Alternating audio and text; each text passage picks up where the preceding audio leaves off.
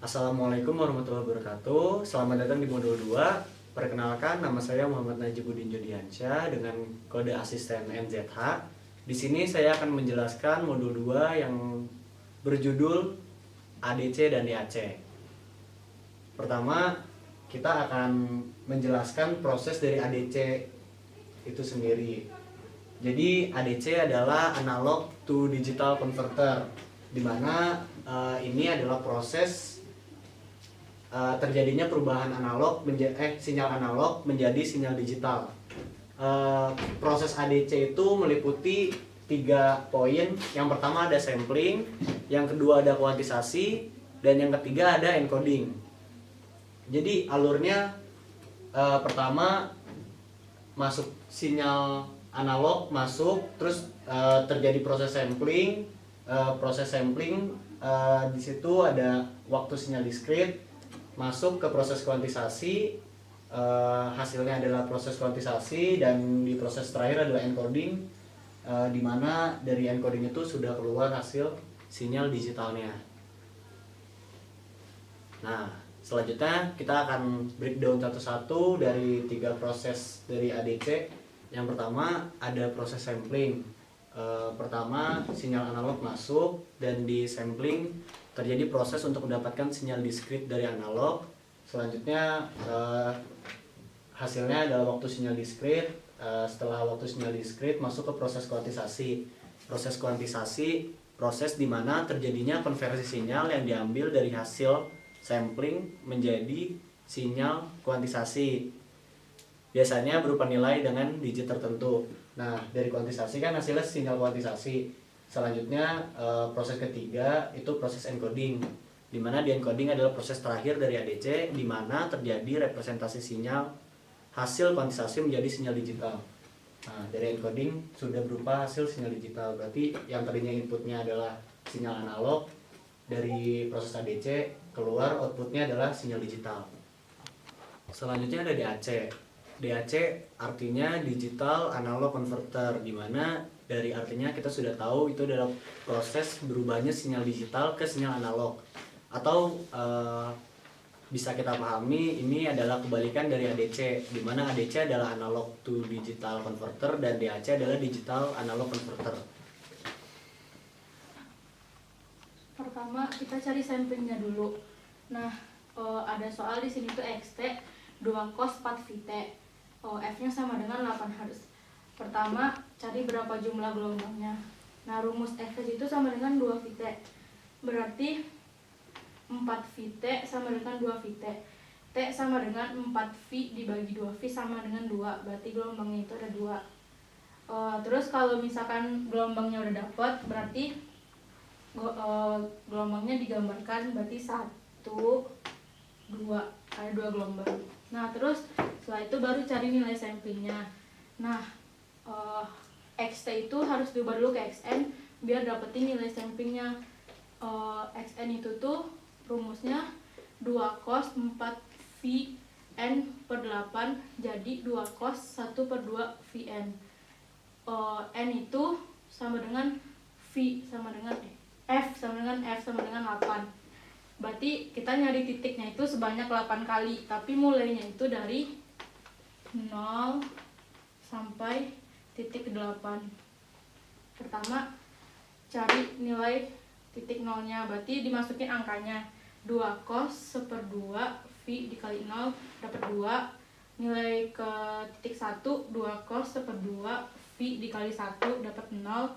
Nilai kedua 2 cos 1/2 V 2 dapat minus 2. Seterusnya tuh dicari sampai nilai ke-8. Nah, setelah semua nilai titiknya itu dapat, nanti digambarin ke hasil samplingnya. Misalnya di yang pertama tuh titik 2 di 0, berarti di sini. Nah, terus titik pertama di 0, berarti di sini. Terus titik minus 2 berarti di sini, dan seterusnya sampai titik ke-8. Nah, jadi dalam pemrosesan sinyal bisa terjadi kondisi yang dinamakan aliasing. Aliasing itu adalah fenomena yang menyebabkan sinyal mengalami perubahan bentuk dan terlihat sebagai sinyal yang berbeda dari sinyal awal. Gampangnya jadi aliasing itu adanya sinyal yang berantakan dan bertumpuk, jadi sinyalnya tuh nggak bagus. Nah, contoh dari aliasing kita bisa lihat dari rumus Nyquist rate. Jadi si Nyquist rate ini punya rumus Fs harus lebih besar atau sama dengan dua kalinya Fmax. Contohnya tuh misal ada soal 2 cos 100 pt. Nah, terus diketahui Fs-nya 25. Nah, ini biar kita tahu F-nya itu dari si 100 pt-nya ini. Dari 100 pi. Ini kan dia berarti omega. Omega rumusnya omega sama dengan 2 pi F. Nah, dari sini kan kita bisa nyari F-nya. Omeganya 100 pi sama dengan 2 pi F. Berarti F-nya sama dengan 50. Nah, Fmax di sini masuk ke F50 ini, berarti kita tahu Fmax-nya sama dengan 50. Kalau kita masukin ke rumus si Nyquist rate kan berarti di sini Fs-nya 25. Dia lebih besar dari Fmax-nya 50 kali 2 berarti 100. Berarti ini kan kondisinya salah, berarti dia kalau nilainya kayak gini akan terjadi aliasing, dimana nanti kalau digambarkan sinyalnya tuh akan bertumpuk dan berantakan. Nah, yang kedua tuh kita nyari nilai kuantisasi. Contoh soalnya di sini xt 2 cos 4 vt f sama dengan 8 Hz, levelnya sama 5. Pertama kita nyari dulu nilai resolusinya. Resolusi sama dengan D dikurang R sama dengan L dikurang 1. Ini tuh didapetin dari sini 2 cos. Terus masukin nilai levelnya 5 dikurang 1 sama dengan 4/4 sama dengan 1. Berarti jarak antar levelnya itu 1. Setelah dapat jarak antar levelnya 1, berarti kuantisasinya digambarin jadi kayak gini.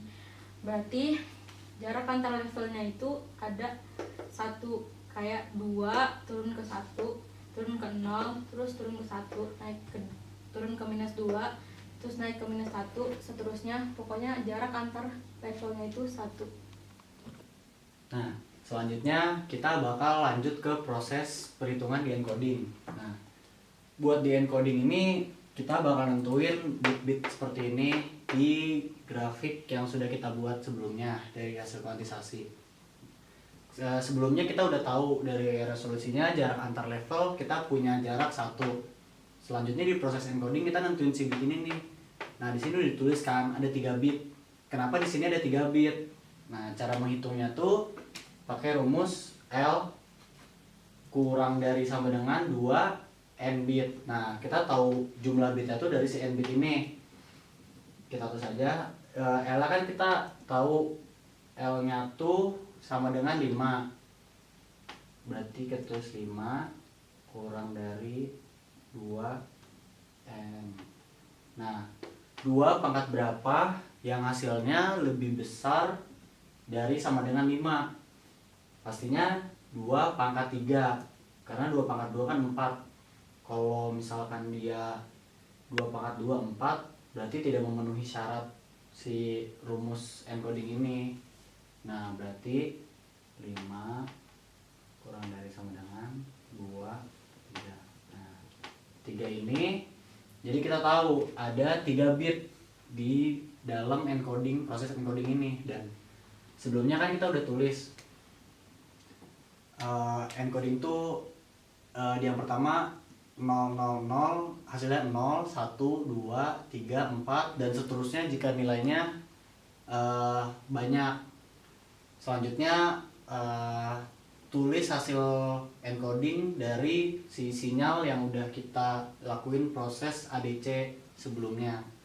Berarti kalau di sini jawabannya pertama 0, 0, 0, 0, selanjutnya 0, 0, 1, 0, 1, 0, 0, 011 100 011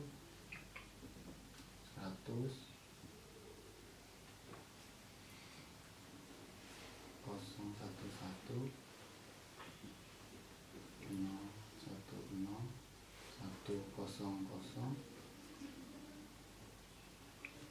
jadi 100 ya? Oh maksudnya 001 terus 000 terus 001 lagi terus dia ke 010